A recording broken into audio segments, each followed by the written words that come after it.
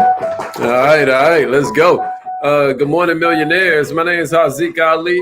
I'm a revenue acceleration coach. I'm a self-esteem development expert, and our whole play is helping you go further, faster, with less effort. We do this 7 days a week. I want to invite you, if you were an entrepreneur, if you've been thinking about it, even if you don't own a business, we just want to welcome you to entrepreneur mindset. Because at the end of the day, we believe that's what unlocks human potential. I don't care if you're talking about being the best student you can be. I don't care if you're talking about being the best son, daughter, husband you can be. I don't care if you're talking about being the best employee you can be. The whole play is that you begin to expand your mind so that it matches your goals before you mess around and your goals shrink to match your mind. Huh, Larry? My man Big Perk in the house. Everybody shout out your businesses. Let them know where you're from. We love when you checking in from YouTube, but maybe you're checking in from Facebook. Maybe you're checking in from one of our pages. In a minute, I'm going to call it on the live line as well. Good morning, millionaires. This is free promo time, baby. Shout out your business.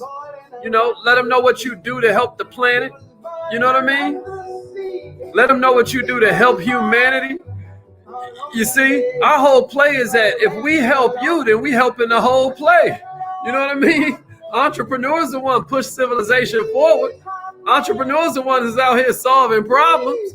So we help the problem solvers. Oh my goodness, man. Now we got something going. Allie in the house.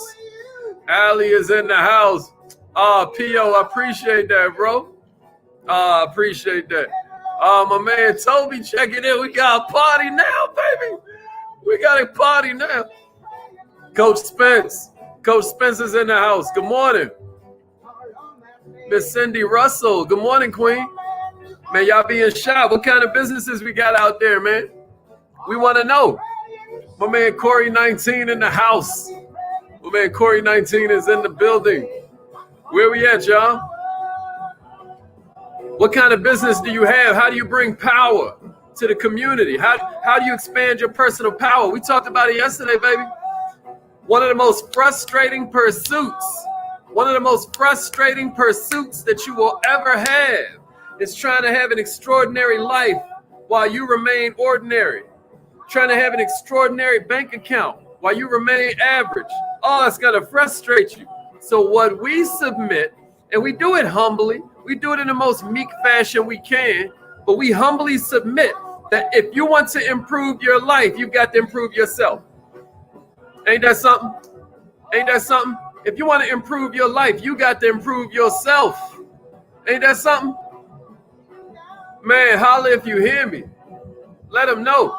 If you want to improve your life, y'all, it's simple. Because you don't see with your eyes, you see with your mind. Can you dig that?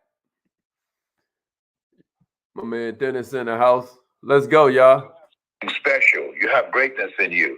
Hello, this is Les Brown, and you're in the right place at the right time. It's a fact. Please enter your PIN followed by. Let's go. Thank you. Everybody ready? Please announce yourself. All participants are muted. Entry and exit tones are off. Okay, good morning, millionaires. Good morning, millionaires. This morning, we're talking about sales slumps, y'all. We're talking about being in a rut. I want you to have a resource you can refer back to if you ever get into one of these things. If you ever feel like you're not reaching your potential, we can all look back on the life that we've led so far and say to ourselves that if we had it all to do over again, we could do more with what we've been given. We all feel the same way about that. My mentor asked that question all the time in front of crowds, and you never see somebody not have a visceral response. I want you to think about that because I'm going to say it again for you. Listen, if you had it all to do over again, but let's not even say all. Let's just say the last 12 months. Let's just say the last 24 months. Let's just say the last 5 years. If you had it all to do over again, how many of us feel we could have done more with what we've been given?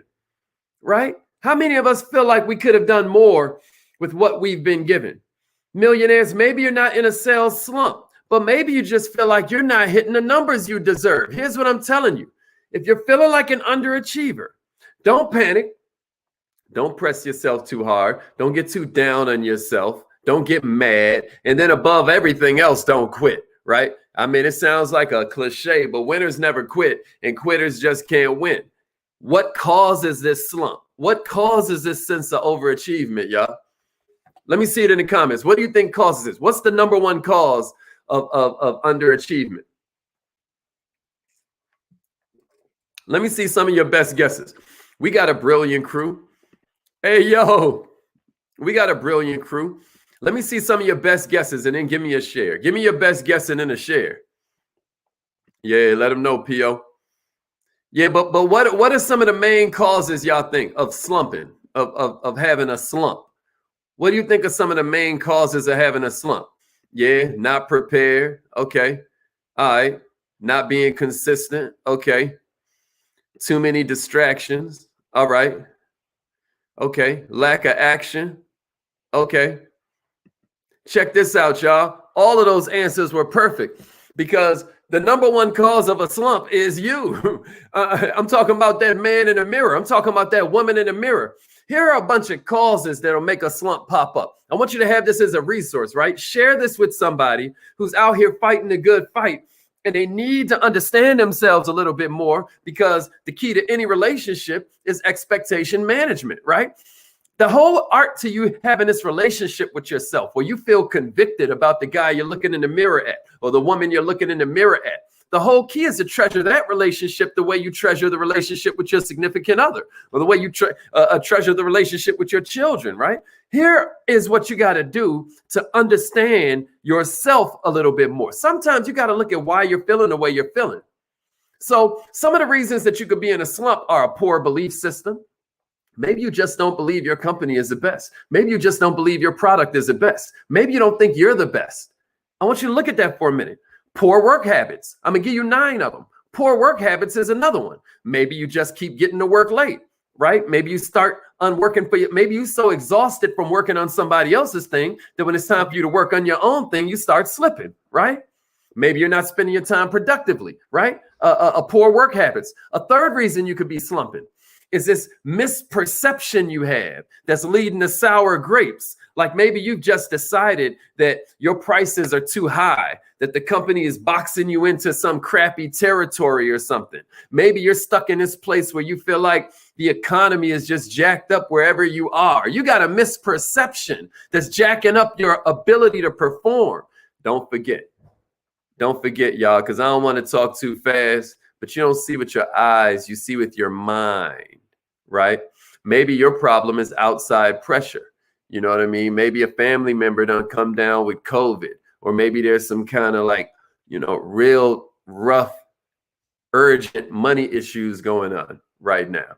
A fifth one might be maybe you just have poor personal habits. Maybe you're partying a little bit too much. That could cause a slump. Maybe it's too much food. Maybe it's too much drink. That could cause a slump, right? A sixth reason that maybe you're in a slump is maybe you're not getting the support that you perceive you need. I want to be clear, right? I want to be clear. I'm saying that you perceive you need because it's all perception, ain't it? But maybe your boss or your upline or your support system is giving you crap instead of support, right? Maybe you got somebody around you that's saying you better do it instead of I know you can do it. You know what I mean? Right? What's another one? Maybe you've got circumstances that are just working against you. It happens. It happens, right? Think about it. Somebody new, comes in and blows past you. It gets you questioning who you are. Somebody else gets promoted and you felt like it should have been you. It happens, right? You see with your mind, right, P.O.? It's perception, or it could be an actual event. That'll be the eighth one. It could be an actual event. You know what I mean? Like maybe you had a big deal that was on the table and then it all of a sudden, falls through and you're like, right? And then that starts this cascade off where before you know it, you're feeling weaker. It's weakening your personal belief, right? And then on top of the personal belief problems, you got money problems now because you had already spent that money. It happens. And then next thing you know, you could be depressed, maybe from some of those, maybe from some combination of them. Maybe you got all the above. But the bottom line is, once you decide you're in this little slump format, you start pressing for orders instead of working your plan. You start becoming a chaser instead of an attractor. Can I get a witness? Can I get a witness? When you have the mindset where you're chasing it, it seems to run away. Anybody ever notice that? So then that starts to begin this negative feedback loop. Stuff keeps getting worse and worse. You feel like you can't sell. That makes you panic because you got money problems. And now since you got money problems, you can't sell. Now you're like, I'm going to get fired. I'm going to miss this payment on my house, on my car. So what I'm going to do real quick is I'm going to give you 20 different ways for you to think about it when you're going through some kind of slump. I don't expect you to implement even 5 of these, but I'm telling you, if you pick just 2 or 3 of these areas that I'm about to give you, if you'll just pick 2 or 3 of them, if you'll just pick one, you're going to change everything. Y'all with me? But before I get started, though, I want to see I commit. Somebody give me I commit if you're watching us live. If you're on the phone line, then I'm just counting on you to write it in your notes. If you're driving, maybe you headed to work right now. Listen, make a mental note of it. This is your affirmation this morning. You're going to commit to doing something different so you begin to create something different. That's right. I'm seeing them come in through the text message system. Let me see I commit. I commit in the comments. I'm going to give them to you, but I need to see that you're committing for real. I'm going to give them to you, but I need to see that you're for real about the commitment. I commit. I commit. I'm going to give them to you. You're committing to at least picking out, one. But if you mess around and find 2 or 3, oh my goodness, it's going to change everything for you. Commit, commit, commit. Millionaires, 100% commitment is a lot easier than 98% commitment, 97% commitment. That sounds crazy, right? 100 is easy. 100% commitment means that I've already made all my decisions. You know what I mean? I don't have to make as many choices, I should say. I don't have to make as many choices because I've made a decision. Let's go. Let's go. Yeah, let's get it. Let's get it. Let's get it. All right, here we go. Here we go. I dare you, millionaire. I dare you list 5 things that you could be doing to work smarter and harder.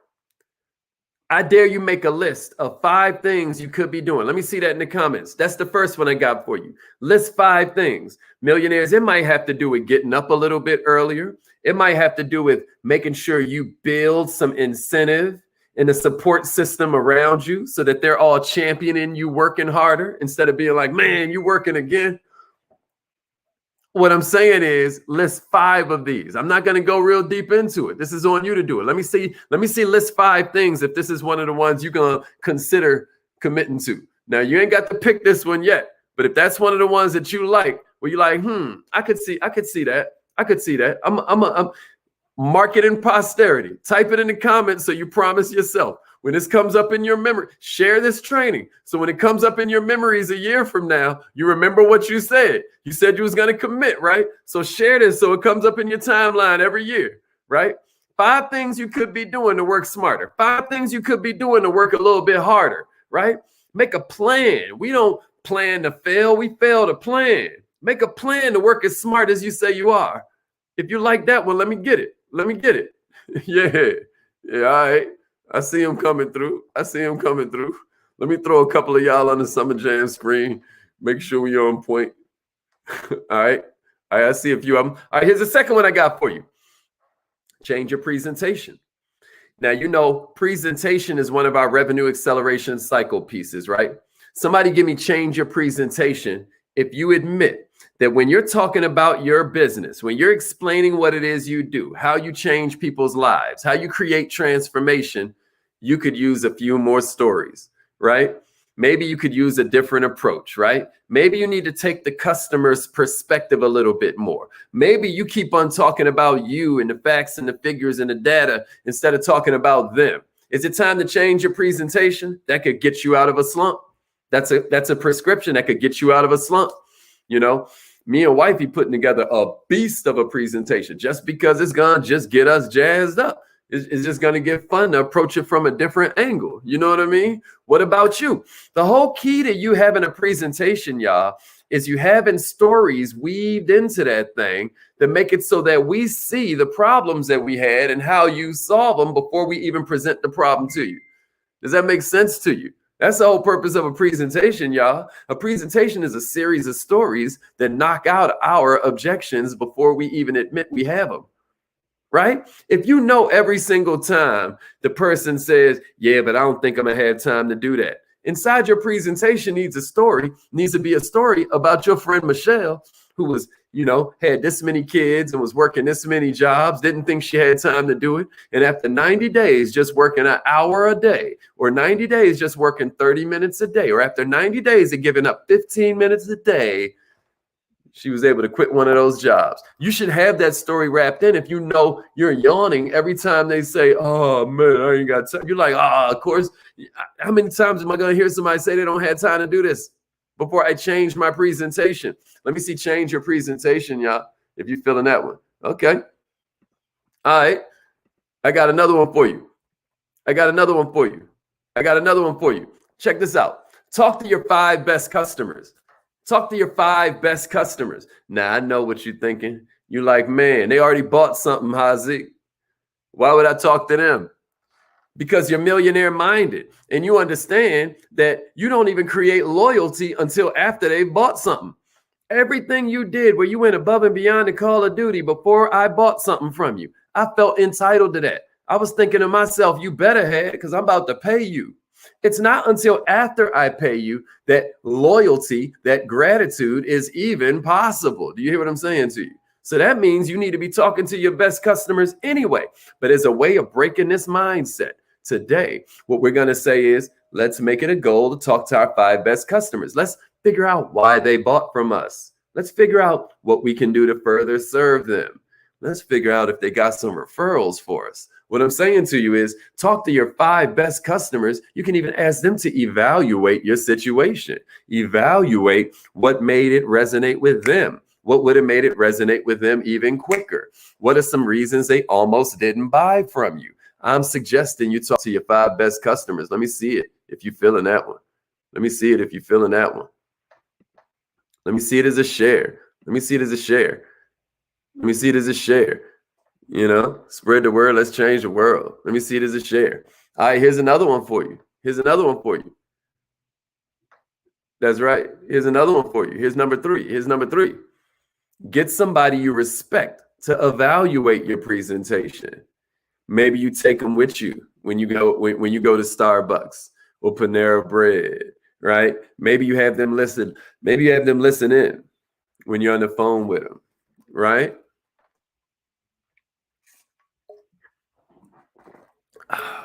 Maybe you have it set up where they're right there on the Zoom with you, right? And not so much to bail you out and help you, but maybe you just want them to silently take notes and evaluate that thing.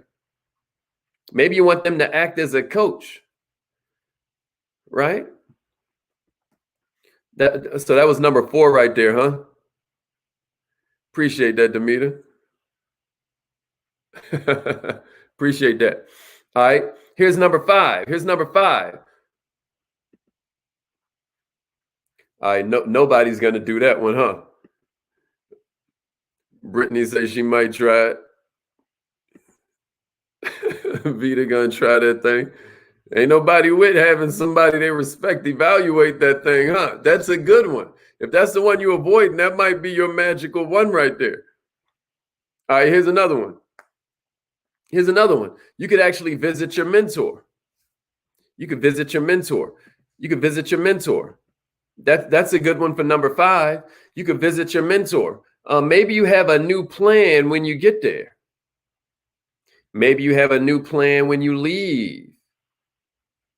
Maybe you ask your mentor some of these deep questions about what they did when they were in this same exact situation or what they would do. Maybe your mentor has some resources for you. Maybe your mentor has a game plan for you.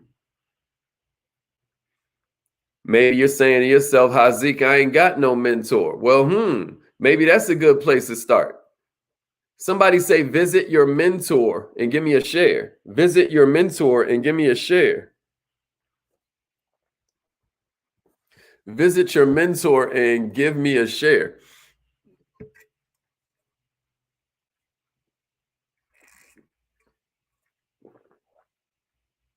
All right, I got another one for you. Yeah, straight up. I got another one for you. That's right. I got another one for you. Yeah, visit your mentor. All right, I got another one for you. Check this one out. Check this one out. This one sounds really simple, but you'd be amazed what you can do if you show up before everybody else even gets up, right? Get to work an hour early. Get to work an hour early. Who's down for that? And you say, well, Hazik, I work from home.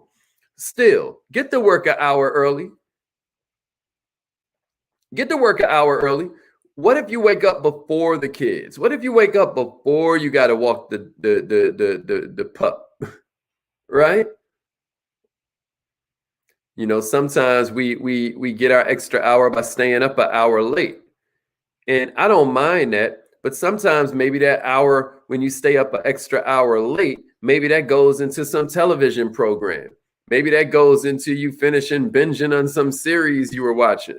Versus when you wake up an hour early, you don't have any television show that's on that early. And you'll feel crazy turning it on 6 a.m., hopefully. You know what I mean? So maybe you just decide you're going to wake up an hour earlier than everybody else. Maybe you're getting to work an hour early. Hey, talk to him, Allie. Straight up. Straight up. All right. If you're ready for number 7, let me see. Get to work an hour early. You say, well, you know, I work from home. Yeah, well, you can get up an hour early, but you can also get to work an hour early. You know, maybe you normally don't work on your own business until 7. Well, maybe it's time to start working at 6. Maybe it's time to switch some of this up. All right, here's number 7. Here's number 7. Stay away from pity parties. Stay away from pity parties. Now you say, Hazik, how is that an action item? You're telling us not to do something. I'm saying go through your list of friends, man, and put P or N by their name. And in this case, I'm saying P stands for positive. So you can do a plus sign or a minus sign. Let's do it like that, because I want you to think P stands for pity party. What I'm saying is you need positive people, people in your life that you can put a plus by their name because they're adding on to your life, right? But then what you need to do with the people that are taken away, that are subtracting, is it's time to get away from them. This is the worst possible time. And I'm going to tell you, this is the time when you always kind of cling to them because misery loves company. And man, if you could just find a crew of people who suck the way you suck, now we can all sit around and complain about how everything sucks and nobody has to do anything. That's how you turn a rut into a routine. That's how you turn this one little moment, right? That's how you sacrifice the ultimate on the altar of the immediate. It's because here you are hanging out with a bunch of people that are caught up in the moment, and now that moment becomes a mood, right? Now that mood becomes an emotional personality, right? You stay in a mood so long, now it's your personality, right? So what we're saying is get away from the negative people. Get away from the negative people. That's one of the worst things you can do when you're already in a rut. You don't need that crap right now. Everybody got their own way of putting it. That's right. But y'all get what I'm saying. Y'all get what I'm saying. All right, here's number 8. Here's number 8. So then what do we do? You know, you can't just always erase people, right? So what you have to do sometimes is replace people. Maybe it's time for you. Here's number 8. Hang around the positive. Hang around the successful. Study the positive. Study the successful. Read books about the positive. Read books about the successful. Listen to podcasts that are starring the positive. Listen to podcasts that are starring the successful. The best way to achieve something is to believe something, is to believe it's even possible. When you start to hear their stories, when you start to hear the nuances in their experience, when you start to hear where they came from, what kind of environments fostered the kind of achievement, you start to form these connections in your mind where before you know it, it's like, oh, if this happens, then this happens. And instead of you feeling alone and frustrated, you start to become inspired by your trials and tribulations because you start to recognize them as the way the story goes. You know what I mean? But it never happens for you if you're stuck around the same negative people that are constantly complaining, constantly talking about the problem, they're constantly drawing something out to be worse than it is. You get what I mean? Now, you don't want to be sitting around all Pollyanna, pretending everything is better than it is, because you'll never fix the problem. That's not what we're saying. What we're saying is watch who you hanging out around. So I felt both of those were so important. That was two different things, because one is getting rid of the people that are sucking you down, sucking your energy down. And then the other is to make sure that you hang out with people that are inspiring you. Hang out with people that are pushing you to go a little bit harder. Hang out with people who, instead of you feeling jealous of them, you're asking them for tips. A lot of us, man, we get caught up in this thing like we think, this is a race. So we think it's first place. And that means second place is the first loser and all this nonsense. What you got to realize is this ain't a race. This is a classroom, right? If you're millionaire minded, you got to understand this ain't a race. This is a classroom. And what does that mean? That means we can all get an A. We can all get an A, y'all. All right, here's number 9. Have some fun. We're going to continue this tomorrow. Here's number 9. Have some fun, y'all. Maybe it's time to hit a comedy club. Maybe it's time to do a little bit extra of what it is you love to do, right? Unless too much fun is why you're in a slump in the first place. Now, if what you love is fun, right? You love the party, and you've been doing a little bit too much partying. Take this one with a grain of salt. But some of you, that's not your problem. Some of you find yourself in a slump because you're burning out, because you're burning the candle at both ends. And what we're saying is, you got to ask about what keeps you coming alive, right? You got to ask yourself what gets you lit. You got to ask yourself what has you feeling in your highest level of vibration and enthusiasm. Because once you're at your best, you can do your best. And that leads me to number 10, and it will continue this tomorrow. The 10th one I got for you, y'all. The 10th one I got for you, y'all, is spend 30 minutes a day. Again, I think morning is best. Reading about positive attitude. Reading about positive attitude. Positive attitude, y'all, is your ability to stay forthright no matter what the outside environment is giving you. One of my mentors is talking about how you have posture about so many things. A lot of times it just ain't yourself. Like if somebody came up to you and was like,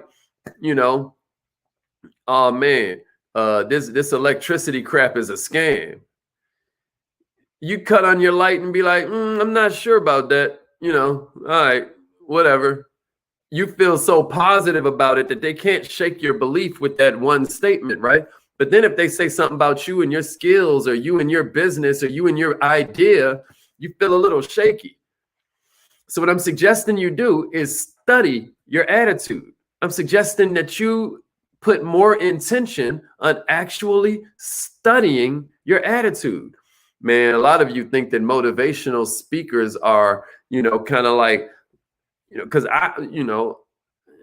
a lot of people that hang out with us, it's like, yeah, we're looking for the skills. We're looking for but don't discount motivation, because what motivational speeches do, what people like my mentor do, Mr. Les Brown, or maybe you like somebody like E.T. or whoever you listen to when it's time to get busy.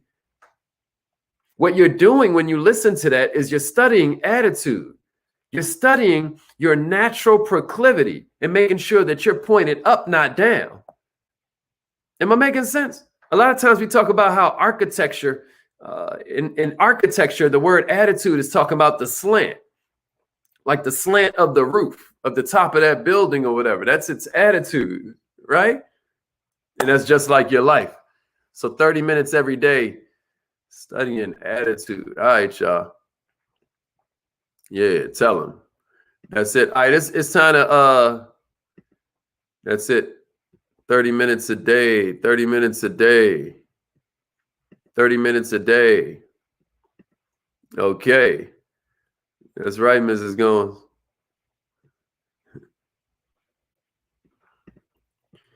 Get into your holy book, you know, get into, you know, something that helps you improve your impact on God's people. All right, it's affirmation time, y'all. Speaking of that, you know, let's grow ourselves a little bit this morning. You know, tonight is Obsessed with Success. So make sure that you text message at MillMind at 81010, and you can join the text message system. And then we'll send you the phone number, send you the reminders and all of that. All right, but call in now. Repeat after me, millionaires. It's affirmation time. Let's get it. Here we go. I am